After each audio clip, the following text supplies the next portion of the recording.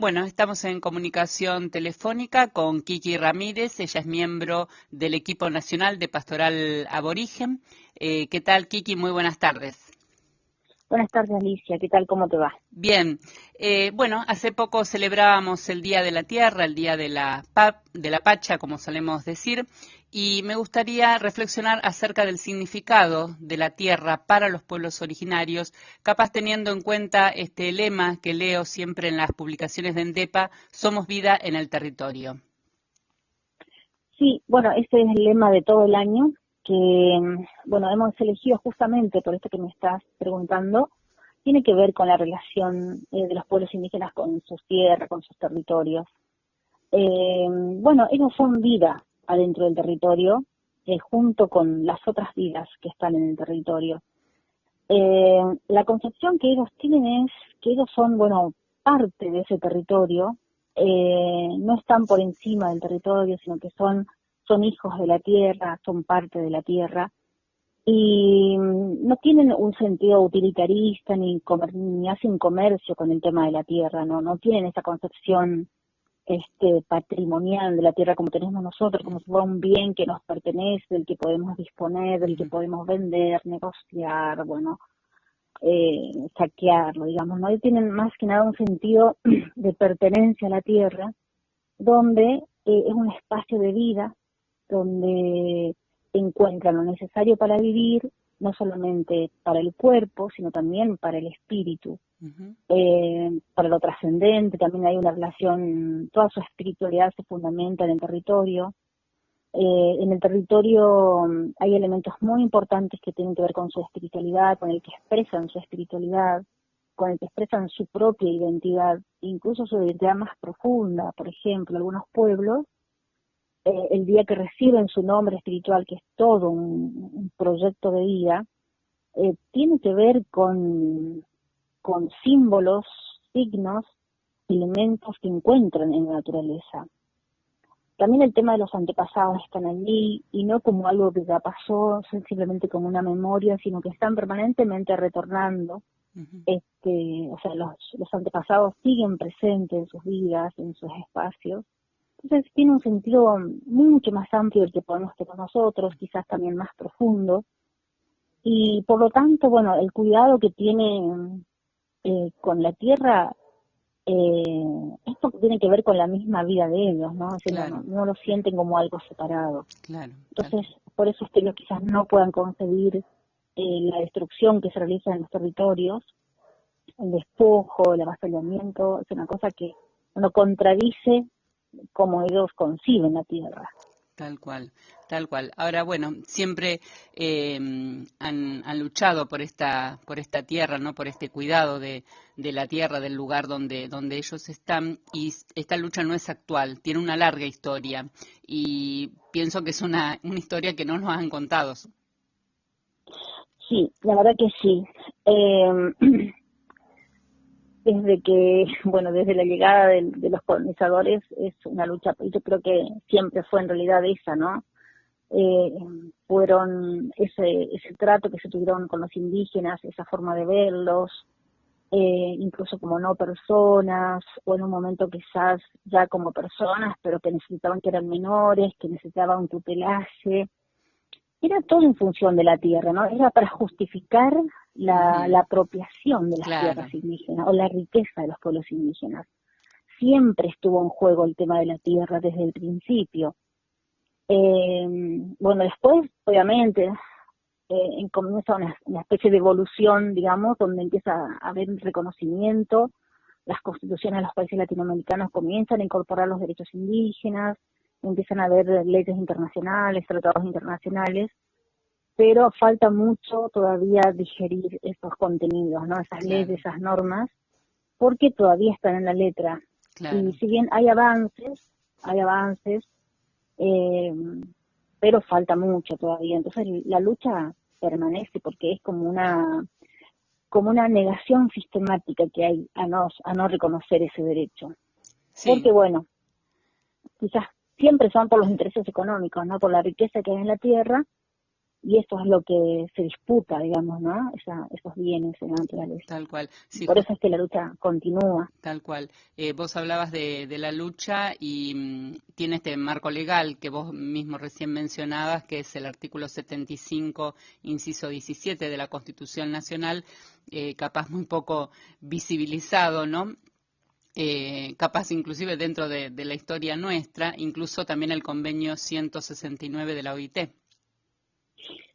Sí, en realidad ese artículo 75 es fruto también de una lucha indígena. O sea, cuando los pueblos indígenas se enteraron de ese acuerdo que hubo entre Menem y Alfonsín, y que ya se hablaba, porque en realidad esa fue la excusa, digamos, no de la reforma, ellos enseguida solicitaron la posibilidad de que sean incorporados sus derechos. Y fue una larga lucha, justamente el año pasado se Sí, cumplió 25 años de esa lucha, y bueno, ahí se nos reconoce como preexistentes al Estado argentino, y eso, bueno, tiene mucha fuerza para todos los derechos que sigue reconociendo ese mismo artículo, porque los está posicionando como anteriores a la organización del Estado argentino, y bueno, y eso le da, como te digo, mucha fuerza a sus derechos, y entre esos está el reconocimiento a la propiedad comunitaria de los territorios indígenas, que es un derecho colectivo, no es un derecho individual, y la Constitución lo que hace es sacarle del valor comercial de la tierra como tenemos nosotros, como tiene el derecho positivo, las leyes comunes de los que no son indígenas, eh, donde, bueno, esa tierra es un bien patrimonial que podemos pagar impuestos, podemos vender, podemos disponer, podemos donar. En cambio, a los territorios indígenas la misma Constitución los liberó de todo eso y le dejó con ese sentido que tienen los indígenas, ¿no? Por eso esa tierra no puede no puede enajenarse, no pagar impuestos, no prescribe, no se puede dividir. Es decir, como que tiene ciertos privilegios en el sentido de que le da seguridad y protección a los territorios colectivos. tal cual. Y bueno, son características muy importantes porque si hoy en día una comunidad indígena o varias comunidades indígenas recuperan sus territorios y hay ocupantes, por ejemplo, y que nuestro derecho positivo tendrían derecho, porque si hace 20 años están, puede reclamar un título, pero en el caso de las propiedades indígenas no. Claro, por O esto sea, de la preexistencia, por eso la preexistencia. Y por fundamental. eso la resistencia y porque se respeta la concepción de lo que es la tierra para los indígenas, no por esas dos razones. Tal cual. Y, Ahora, bueno, y el convenio 169 viene de algún modo como a reforzar y a reglamentar, se podría decir, porque es mucho más detallista en todo lo que habla, cuando se habla de las tierras, hay muchas más obligaciones para los estados, porque es una ley internacional, ¿no? tal Y cual, entonces es muy importante el convenio, cómo se viene a complementar con la Constitución Nacional. tal cual. Kiki, hacemos una pausa y continuamos. Bueno, sí, cómo no, gracias. Bueno, seguimos, Kiki. Dale, Ahora, sí, más allá de la norma constitucional que estabas recién vos comentando, me gustaría saber cómo está el cumplimiento de la Ley 26.160 de emergencia territorial de las comunidades indígenas. sí. Bueno, la verdad es que ya tiene su tercer prórroga esta ley.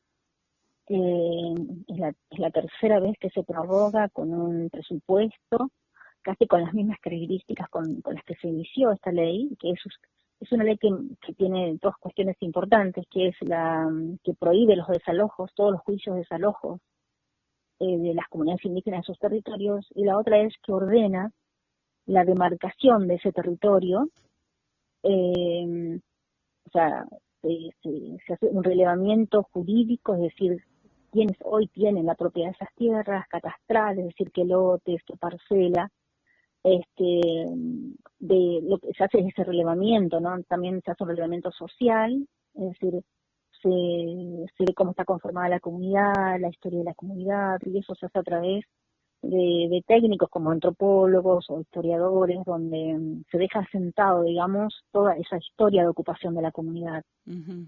Y lamentablemente falta mucho, falta como el 60% o un poco más todavía para Un terminar, y ya montón. vamos por la tercera prórroga, falta mucho. Ujú. Nosotros estamos haciendo una serie de publicaciones, de aquí en más hasta fin de año vamos bajo este lema, Somos Vida en el Territorio, publicando provincia por provincia cuántos pueblos indígenas hay en cada provincia y cómo está el estado del claro, ordenamiento en cada lugar. Y a simple vista, bueno, todavía son pocas las publicaciones, pero es increíble todo lo que falta en cada provincia y por tanto a nivel nacional mucho falta claro. todavía. Y en este momento está todo parado eso, entonces Sí, la bueno, en verdad es esta que circunstancia especial. estas Eh, circunstancias sí, no, sí, igualmente capaz que es la excusa, ¿no? Eh, es un tema, me parece como siempre muy, hubo muy algo, ¿viste? No, claro, no ¿no? necesitó pandemia para que, Claro, no, que en realidad porque se prorrogó 3 veces, no había pandemia y tampoco exactamente, se hizo. sí.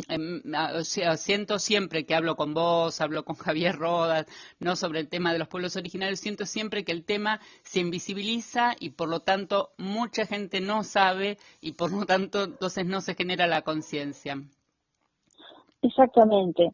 Hace poco hubo un fallo importante en Misiones, donde bueno, la universidad, dentro del marco de un juicio que iniciaron las comunidades, termina reconociendo y devuelve, digamos, de algún modo los territorios a la Universidad de La Plata a 3 comunidades indígenas.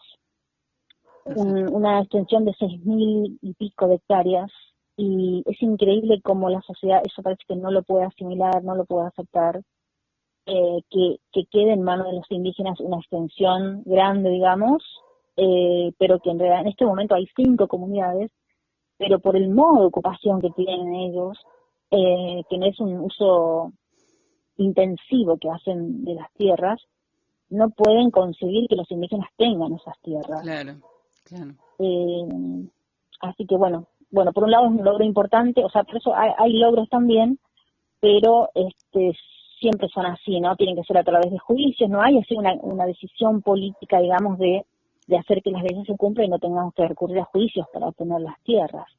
Sí, sobre todo porque tenemos el marco legal donde teóricamente debería, Exactamente. debería salir solo. Y sí, con acciones administrativas se debería estar cumpliendo esas leyes. Este tema que vos me decís de la tierra, leía en estos días en una publicación de ustedes sobre la lucha de las comunidades tehuelche y mapuche en rechazo a la minería, La megaminería, a la sí. megaminería. Sí, Es, me gustaría que lo podamos bueno, comentar. sí, bueno, en la zona del sur, digamos, como que hay zonas, toda la zona del Gran Chaco, de Misiones, el gran problema es la deforestación, Claro. digamos, ¿no? Ujú, El noroeste también tiene minería y tiene sobre todo la extracción del litio. Y ujú. el sur, La las minería. empresas mineras son las que más están como atacando, ocupando, avasallando los territorios indígenas.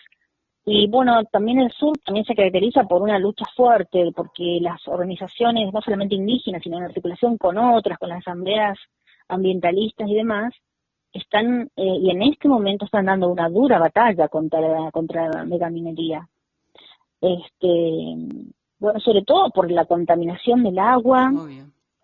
por la contaminación del ambiente, bueno, porque afecta obviamente la vida, entonces se está dando esa batalla intensa ahí en la zona de Chubut. Ujú.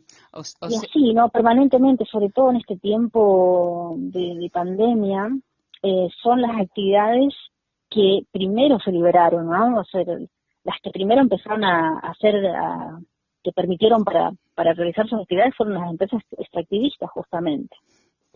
qué tremendo. Eso no tuvo descanso, digamos, no Seguro. limitaciones para, Sí, para seguir continuando. O sea exactamente. que la limitas, el tema este de la ley 2660 iría en relación a esto.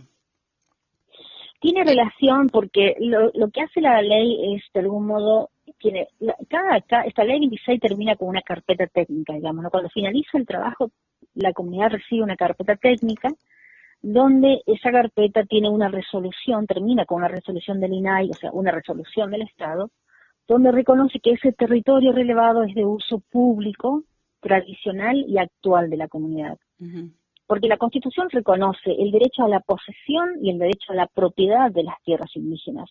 Con la ley 26.160 lo que está haciendo es un reconocimiento a la posesión, ¿no? ujú. Este es el espacio que posee, que ocupa la comunidad. En realidad también es un término, no se ajusta tanto a la concepción indígena, también el tema de poseer, ¿no? Porque Sí, ese es sí, más que nada, ¿no?, nuestro término. Pero bueno, al pasar a las leyes necesariamente, bueno, usamos términos que no son quizás tan adecuados, pero bueno, eso es lo que quiere decir, ¿no? Reconocer el uso que hace.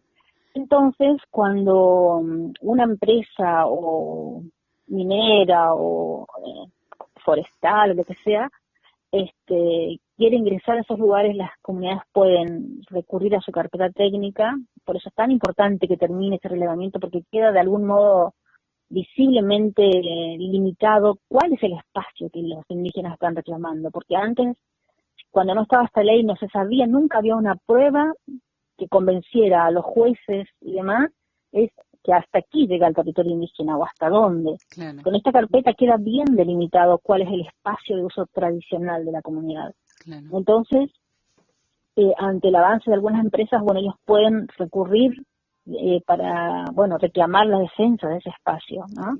Porque hasta que tengan la propiedad, si ellos no defienden, lo que va a quedar es un lugar contaminado, puede quedar pelado, por decirte así, deforestado totalmente, y la cultura tiene que ver no solamente con la tierra, sino con los recursos que están en la tierra, con el agua Claro, te iba a limpia, preguntar con los justamente árboles. eso. O sea, no hablamos Exactamente, solamente de lo que es tierra propiamente dicha, sino también de todos los recursos que hay sobre ella.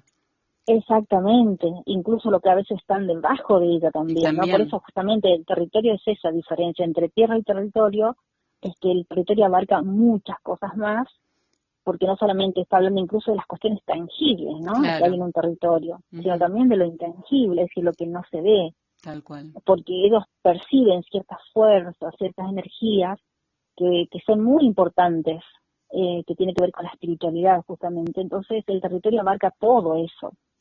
Tal cual. Y bueno, lo que hace la ley en que se me es reconocer ese espacio territorial que usan las comunidades. Y es muy importante que se termine ese relevamiento para después luchar, bueno, por la propiedad de ese espacio relevado. Tal cual. Ahora, Kiki, la FAO sugiere a los países incluir la cosmovisión indígena en las políticas de desarrollo. La pregunta sería si esto iría en consonancia con lo que nos dice la encíclica Laudato Si, de la cual también se cumplieron 5 años este Sí, año. sí, sí, sí.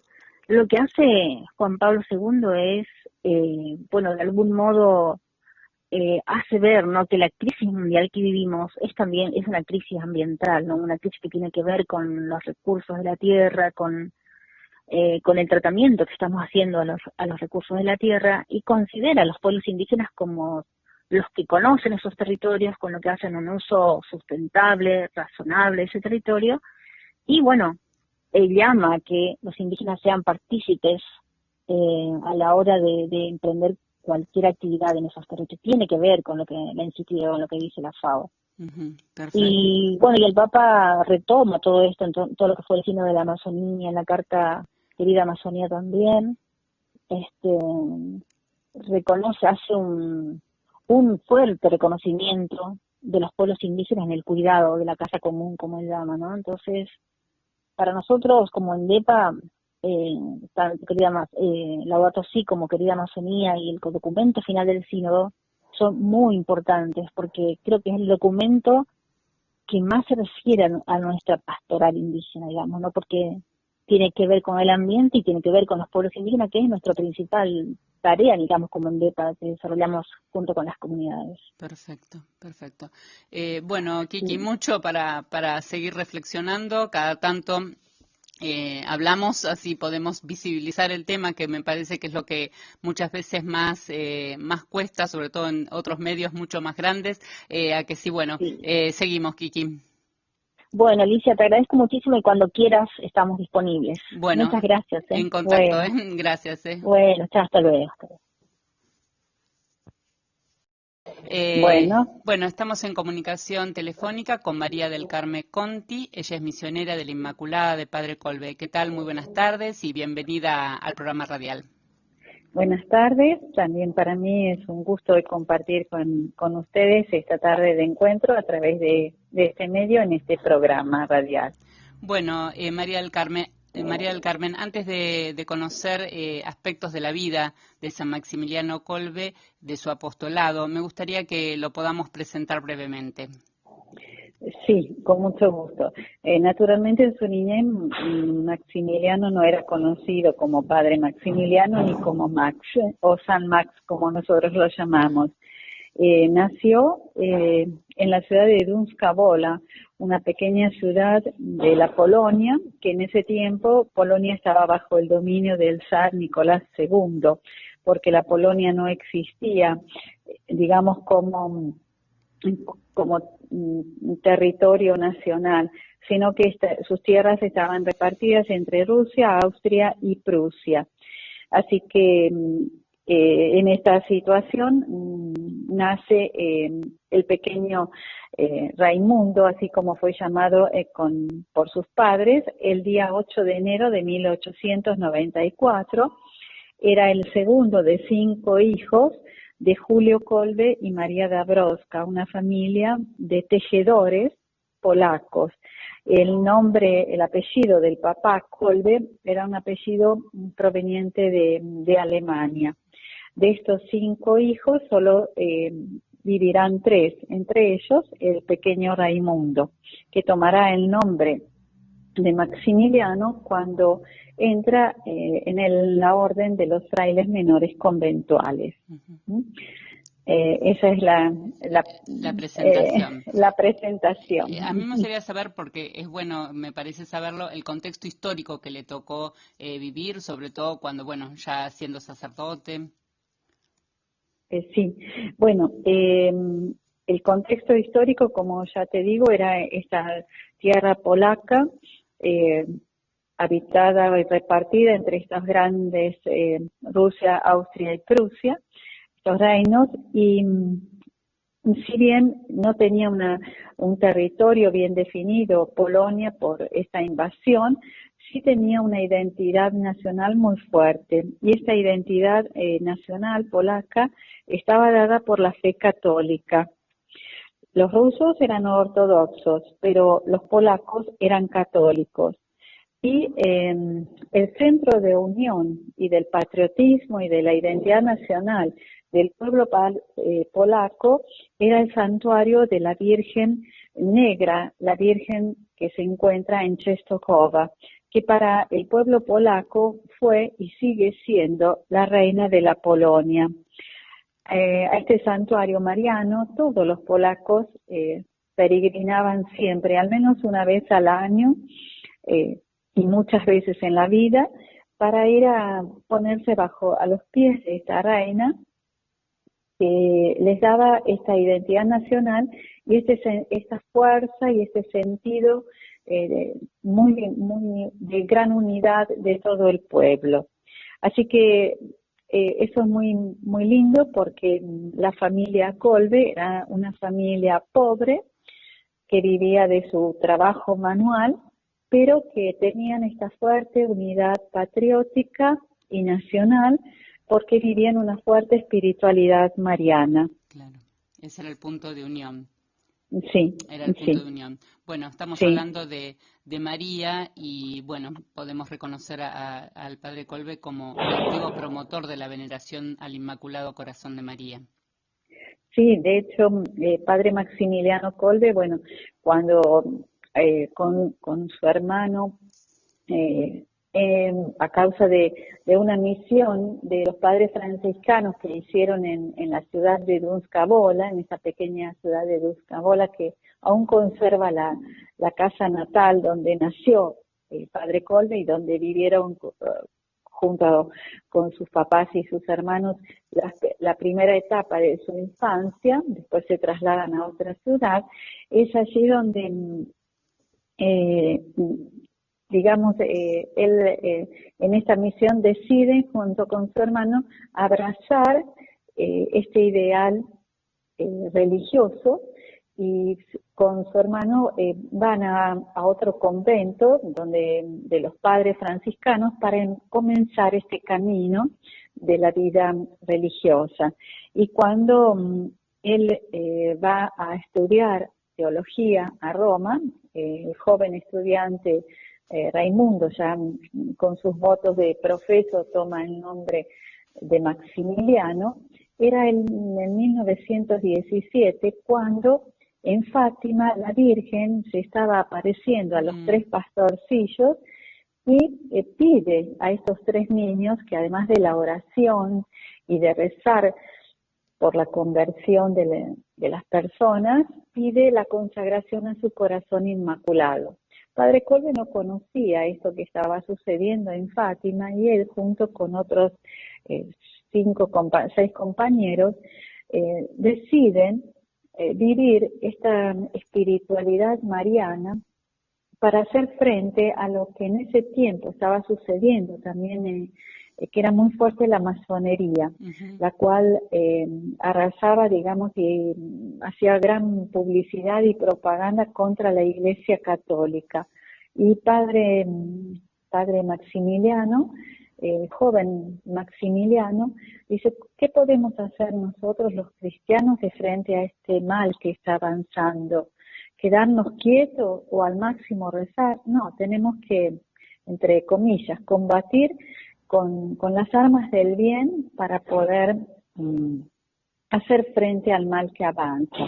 Y por eso con sus compañeros se reúnen y ven en la figura de María, esta imagen que vemos en el libro de Génesis: ella le aplastará la cabeza.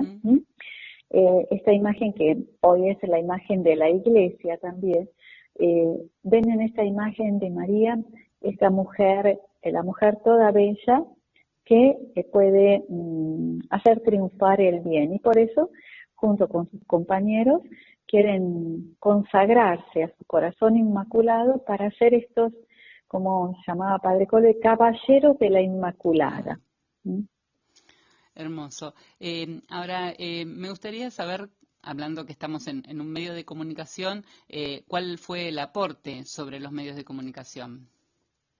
Bueno, cuando da inicio a lo que se llamó el movimiento Milicia de la Inmaculada, al cual, justamente como en el 1917, dice: este movimiento de la milicia pueden pertenecer todas las personas que desean consagrar su vida para trabajar por el bien, para anunciar la buena noticia del Evangelio, para llevar esta buena palabra de esperanza al mundo. Y todos los medios, decía él, tienen que estar al servicio del bien. Los medios más modernos, en ese tiempo la radio, no existía todavía la televisión, pero el cine, el teatro, el arte, dice, todos estos medios y los que vendrán, los medios más modernos, pueden ser estos canales y estos instrumentos a través de los cuales podemos anunciar la buena noticia del Evangelio, podemos anunciar la verdad, podemos anunciar la belleza del bien. Y por eso él, en su apostolado mariano y en su apostolado misionero, quiere desarrollar mucho este anuncio de la buena noticia a través de los medios de comunicación.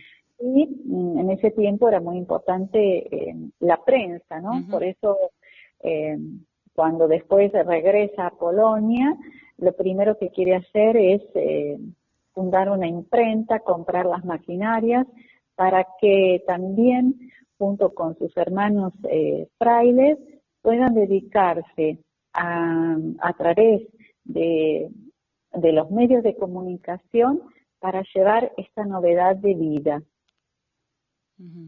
Hermoso. Hacemos una pausa y continuamos. Sí. Bueno, María del Carmen, aquí estamos otra vez. Se lo conoce a San Maximiliano Kolbe como mártir de la generosidad. ¿Tiene que ver esto con su decisión de entregar su vida a cambio de la vida de un preso en el campo de Auschwitz? Bueno, en realidad se lo conoce como, fue proclamado santo por Juan Pablo II en octubre del 1982, canonizado como mártir de la caridad. Es el primer mártir de la caridad en la historia de la Iglesia. Normalmente en la historia de la Iglesia los mártires son aquellos que habían dado su vida por la fe, mientras que Padre Kolbe ha dado la vida por amor. De hecho, él, la última parte de su vida, la vive en el campo de concentración de Auschwitz, y es allí donde ofrece su vida en lugar de un padre de familia. Tal vez puedo explicar, la ley del campo de concentración nazi era que cuando un prisionero escapaba y no se lo encontraba, venían elegidos 10 al azar y condenados a morir en los que llamaban las celdas del hambre y de la sed. Estas personas morían a causa de no poder ni beber ni comer nada. Padre Kolbe, a fines de julio de 1941, un prisionero se escapa y después de no ser encontrado, largas horas que tuvieron que estar de pie los demás prisioneros hasta que se patrullaba toda la zona para ver si se encontraba, no se encuentra. El comandante del campo elige de las filas a 10 prisioneros como punición, ¿no? Como castigo, para que mueran de hambre y de sed. Entre ellos, un sargento polaco, saliendo de las filas, llora desconsolado, dice: ya no veré más a mis hijos, ya no veré más a mi esposa. Era un poco la desesperación que vivían todos. Claro. Y padre Maximiliano Kolbe era un número como todos los demás prisioneros, el número 16.670, sale de las filas, algo inusual y no permitido por los nazis. Sale de las filas y el sargento polaco le pregunta: ¿qué quieres, cerdo polaco? Y el padre Kolbe, sin perder la calma, la serenidad, haciendo la reverencia como correspondía a un prisionero delante de un sargento nazi, le dice en perfecto alemán, porque él conocía el alemán, le dice en perfecto que quiere ocupar el lugar de ese prisionero. El sargento nazi le pregunta: ¿quién eres? Y le dice: soy un sacerdote católico. El sargento nazi podría haber tomado, no haber hecho el cambio, de haber tomado un prisionero más, ¿no?